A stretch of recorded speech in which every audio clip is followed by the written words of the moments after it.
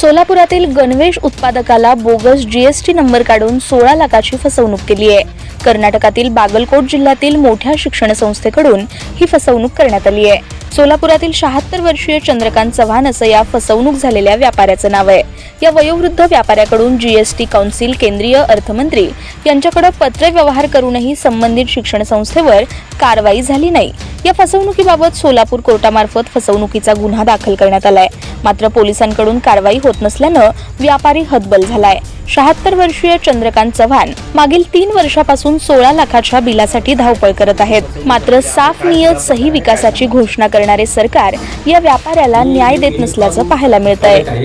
आणि कर्नाटकातल्या एका एज्युकेशनल संस्थेमध्ये, शैक्षणिक संस्थेला आम्ही साधारण 16 लाख रुपयाचा माल पाठवला। त्यांनी मयुरा एंटरप्राइज या नावावर बिलं पाठवा म्हणून सांगितले, त्याप्रमाणे बिलं पाठवली।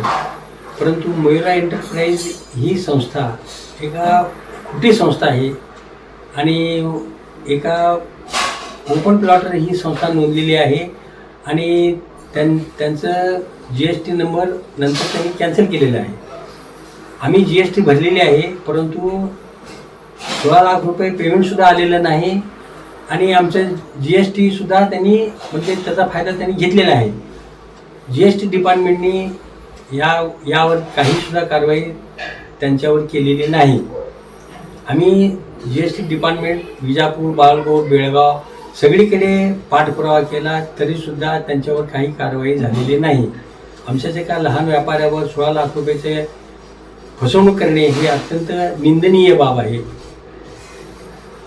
आपण या संदर्भात काही गुन्हा दाखल केलेला आहे का आणि त्याचं काय झाले पुढे, आणि हे संबंधित संस्था चालक कोण आहे, म्हणजे ते चेअरमन कोण आहेत, त्याचे ज्यांच्यावर गुन्हा दाखल केला आहे ते कोण आहे?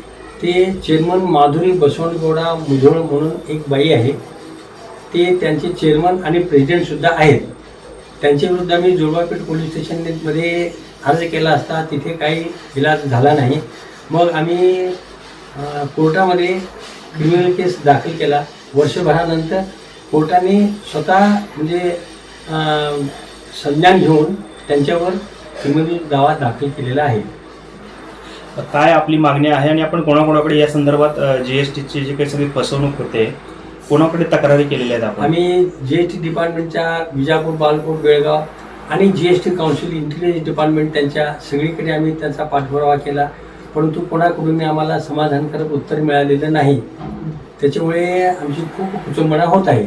फायनान्स मिनिस्टरकडे वगैरे काही या संदर्भात आम्ही निर्मला सीतारामनजी आपल्या अर्थमंत्री आहेत, त्यांना सुद्धा पत्र लिहिले आहे, परंतु कुठूनही आम्हाला काय म्हणजे संरक्षणही मिळत नाही। त्याच्यामुळे जीएसटी डिपार्टमेंट प्रामाणिकपणे जीएसटी भरणाऱ्यांना संरक्षण देत नाही। जे चुकवतात त्याचा फायदा घेतात, सरकारला सुद्धा फसवतात, त्यांचंच संरक्षण केलं जातं असं आमचं म्हणणं आहे।